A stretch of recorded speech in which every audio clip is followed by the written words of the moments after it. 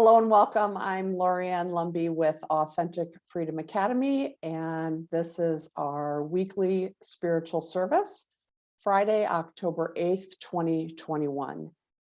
And before we dive into today's scripture reading and related content, let's take a few moments to arrive here. And so I'll invite you to close your eyes.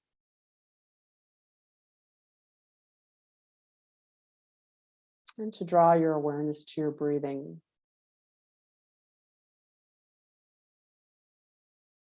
Being conscious of each breath as you draw it in, and as you give it release. As you draw it in,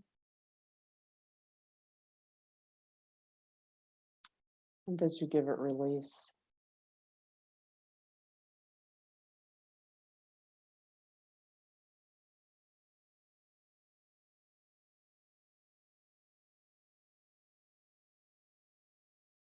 Allowing your attention to your breathing to draw you into consciously aware, centered, peaceful state.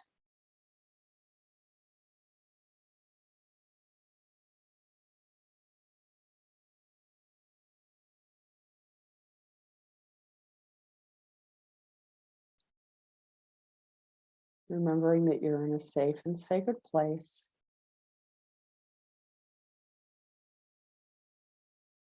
In this time that you have set aside, your own journey of healing,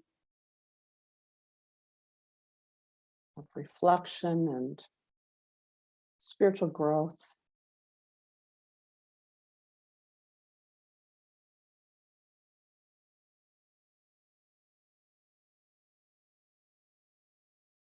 Deep, intimate connection with yourself,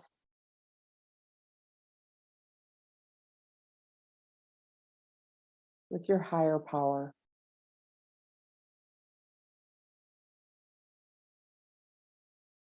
with those in the circle,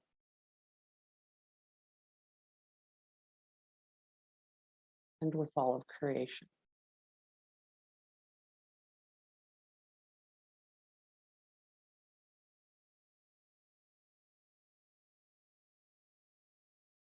Grateful for this opportunity to be called in a special way, to be witness to,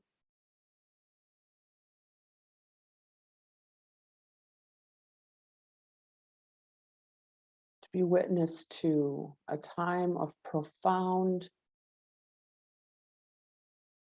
global consciousness change.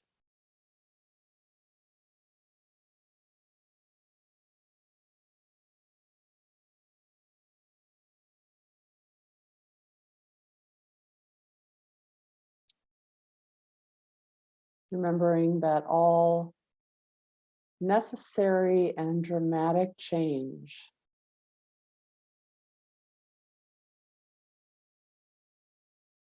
often begins with chaos,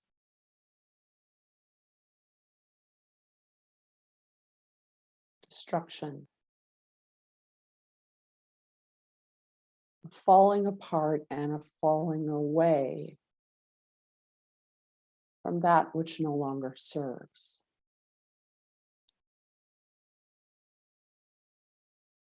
We are in the middle of a tower time.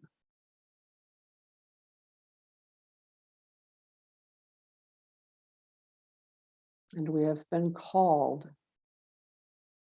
each uniquely, to serve a special purpose for this time of transformation.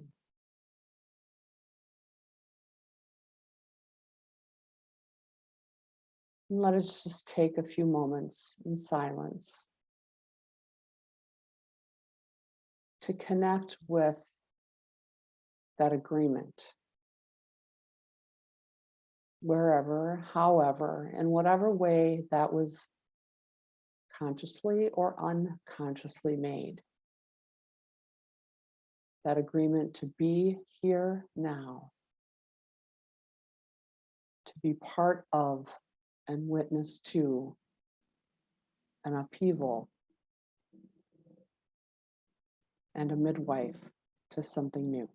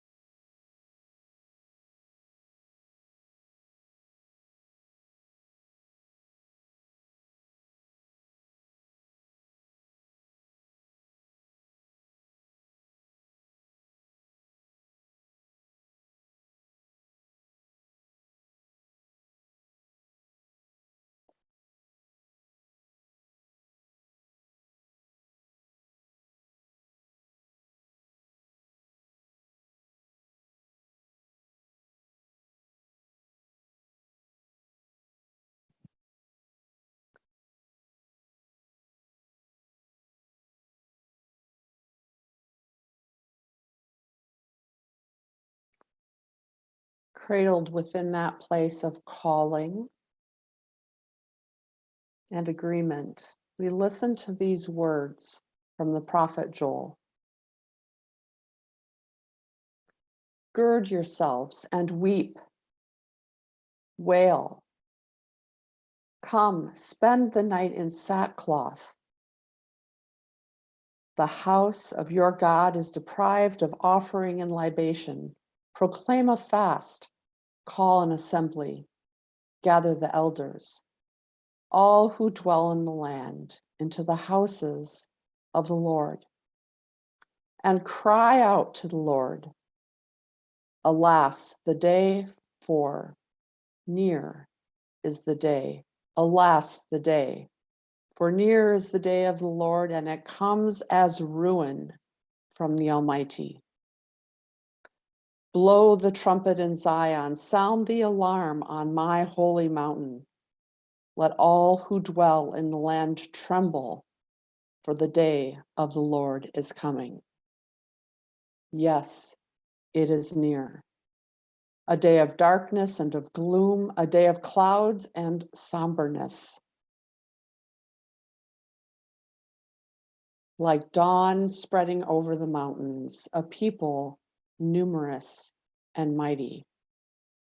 Their like has not been from of old, nor will it be after them, even to the years of distant generations.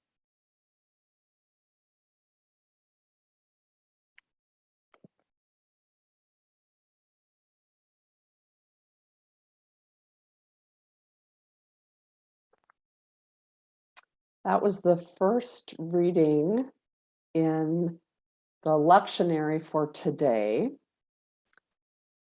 And I thought those words were really darn apropos for where we've been, where we continue to be, and what we're likely going to be moving through for the foreseeable future.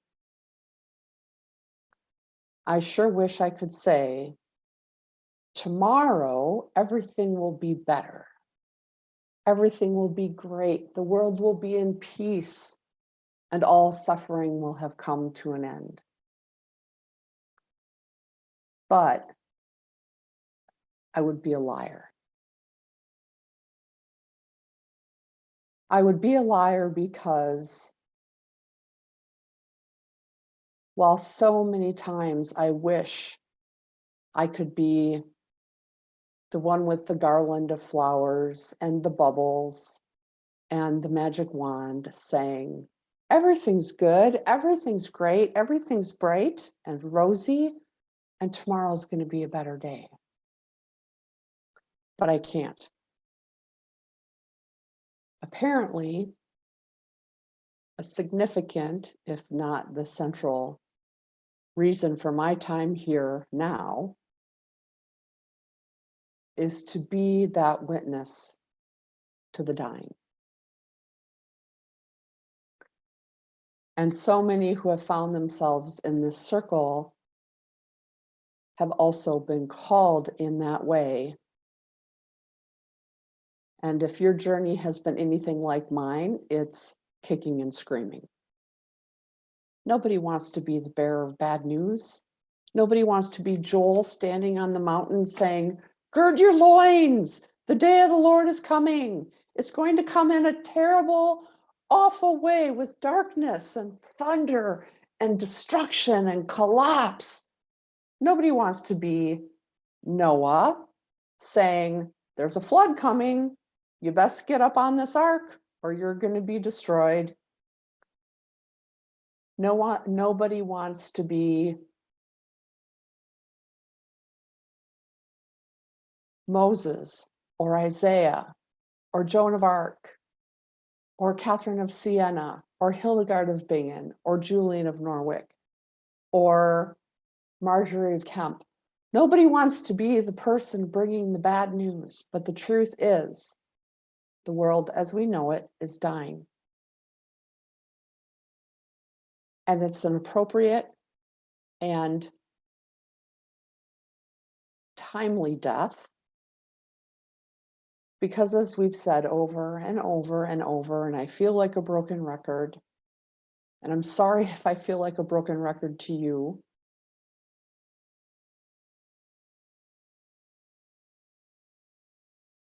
the world has been built on a system of fear, power, oppression, and control.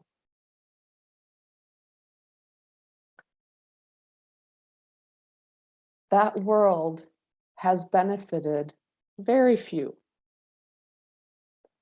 and has been the detriment to the vast majority.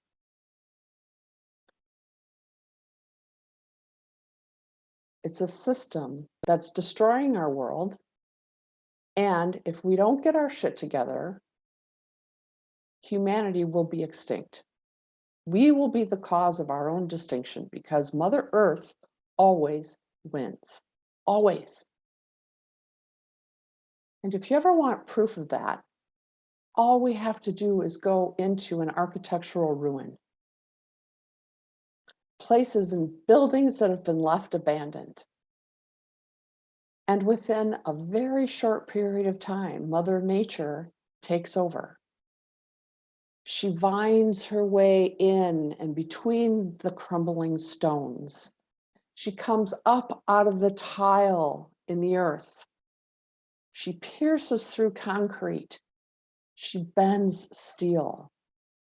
Mother Earth will always have her way. And she's pissed. She is darn angry at this stupid human species that has shit on her, that has filled her with radiation, that has stripped down her lungs in the destruction of the forests, that have clawed through the earth through tilling, farming techniques. We have polluted her air with carbon-based fuels. We've torn a hole in the ozone. All of these things have been done by stupid humans. We are the cause of our own extinction if we don't get this shit straight now. The good news is, if we can call it good news, is that the system that created all of this grossness, all of this harm, all this division and hatred and separation, the system that has created this is by its nature unsustainable. It is collapsing under the weight of its own greed and gluttony and selfishness and pride. It is collapsing under the weight of its own attempts at controlling, at grasping, at clinging, at driving and striving through systems that should not be driven and striven to. The system is collapsing.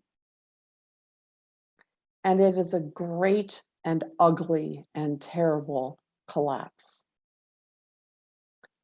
especially for those who benefit from the system. So we stand at this place of knowing and understanding what's happening. But that knowledge does not save us from the pain. The pain of certain loss. And we've all discussed the losses. Relationships, friendships, ways of being and knowing, habits, rituals, things that we have become accustomed to and used to, lifestyle choices.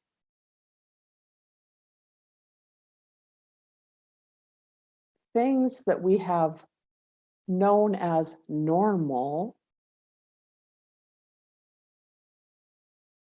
are proving to also be unsustainable.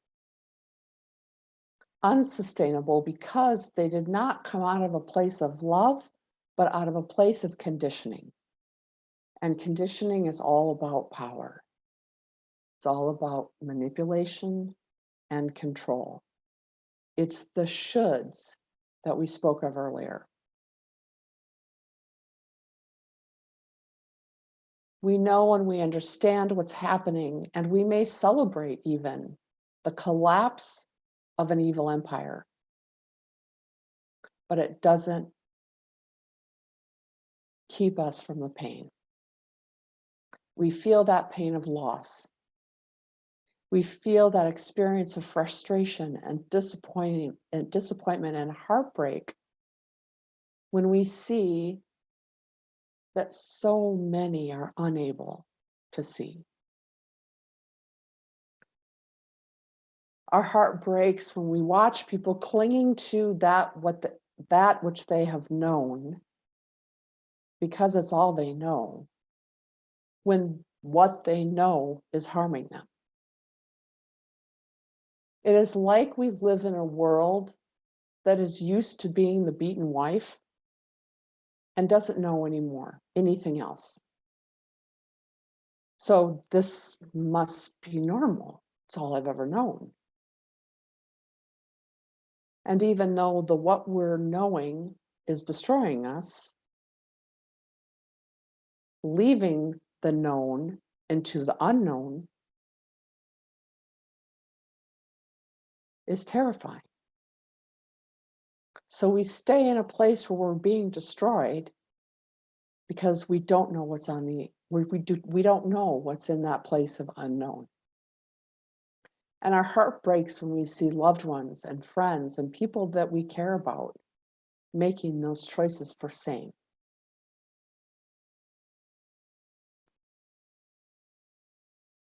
So as those who are called to be witness to this destruction, aware of the why and the how, those of us that have been called to be that witness while at the same time carrying within ourselves a vision of something new, something better, something gentler, more loving, more caring, more compassionate. It is difficult to stand as witness to death. It is difficult to watch the suffering and the pain. It is difficult to be in our own place of fear as we watch the world crumble around us, knowing that it's not done crumbling and there's going to be some pretty dramatic crumbles coming up. to stand in that place of our own fear, understanding and knowing why we're here and what we're here for,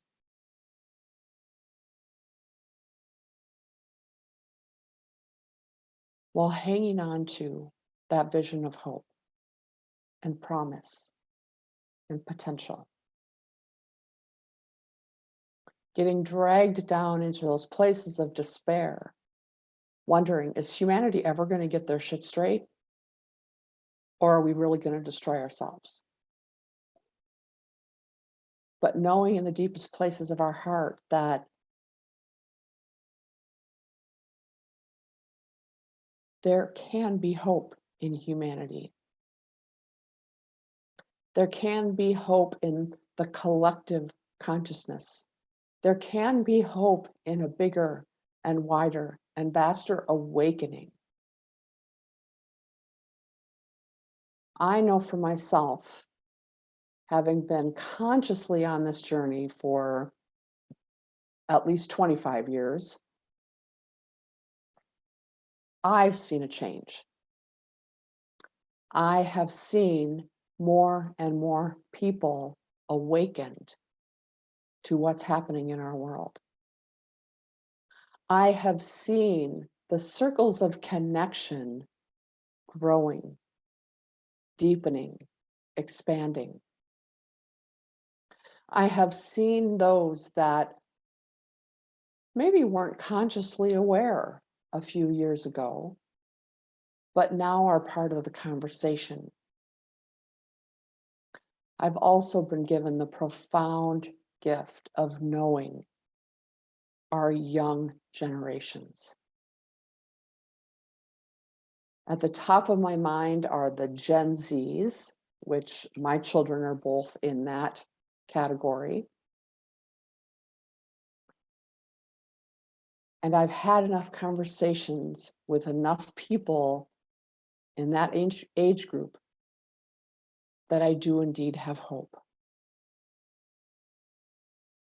They came into the world with a knowing. It's not even a vision. It's a knowing of what the world is. And if you've spoken at length with anyone in their early to mid 20s, you will know the depth of disappointment that they have felt when somewhere around the age of 7, when we really become aware of what's going on around us, they went, what the fuck? This is not what I know. This is not the world I came to live in. How, how is this possible? As I choke on those words.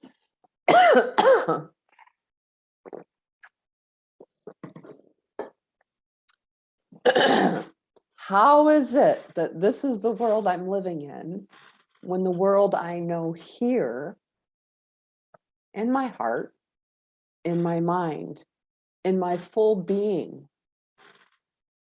that world is kind.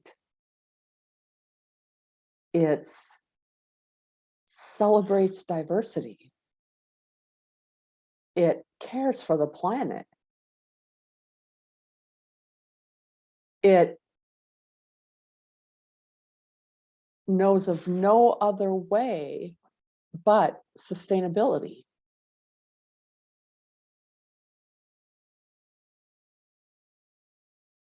And they've all been through that, holy shit, this is not what I know.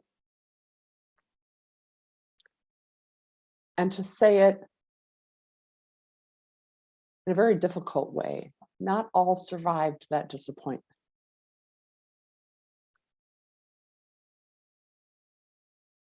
I know from my own children,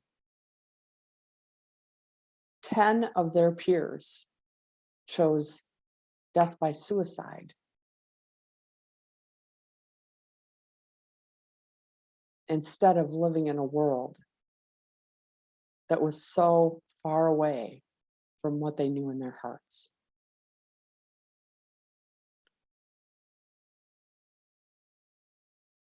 Thank goodness many are resilient and have moved through that disappointment to that place of, we're just going to make the world that I know and hear. And they will. I am certain that they will. Because this is the generation that doesn't take any shit. This is the generation that is causing businesses to think there's a worker shortage. There's no worker shortage. The kids are saying no. They're saying, hell no, I'm not working for minimum wage or less. No, I'm not going to work for no benefits. No, I'm not going to work in a crappy job environment where I'm not supported or cared for. No, I'm going to go find my own way to make money and support myself. And they are. They are the changers in our world. And they are already quietly, secretly, subversively building the new world. So as we stand in that place of witnessing the death and knowing that this death is going to be going on for quite some time, at 56, almost 57 years old, I don't think I'll see the end of this death in my lifetime, though I do know I'll see the beginnings of the new.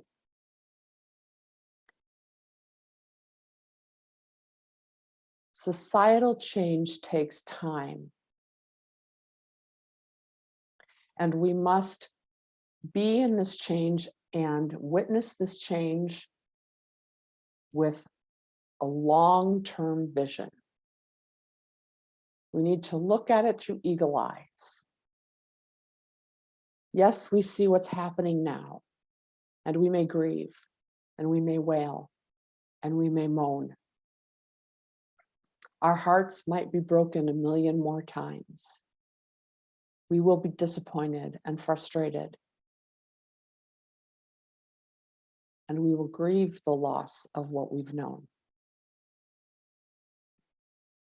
But we do not keep our vision in that moment. We understand that on the horizon, at the dawn of the new day, as Joel said, like dawn spreading over the mountains, a people numerous and mighty. Their like has not been from of old, nor will it be after them, even to the years of distant generations. We are the people numerous and mighty. The generations coming behind us are the numerous and mighty. There is a new coming into form, but we must keep our vision wide and our hearts open to hope. And we must remain connected because we need that ongoing support and kindness and love that we so generously give the world. We need that for ourselves as well, so that we might bear witness, allowing the death so that that new can come into form. And with that, I want to close with a vision and a prayer of hope. The goddess who seeks to be with us today and to provide a message of comfort is Blue Tara. And these are the words of her oracle. Blue Tara, sweet mother of peace, now bestows her gifts of clarity, peace, and the power to overcome any negative condition. Just as the beautiful lotus grows from muddied waters, so too shall you arise from times of confusion, of difficult circumstance, and heavy energies into sacred and beautiful blossoming. If you currently feel held back or slowed down by life's circumstances, remember that your soul has the ability to process all experiences and become stronger through doing so. This oracle indicates healing and a positive prediction for a peaceful and glorious future.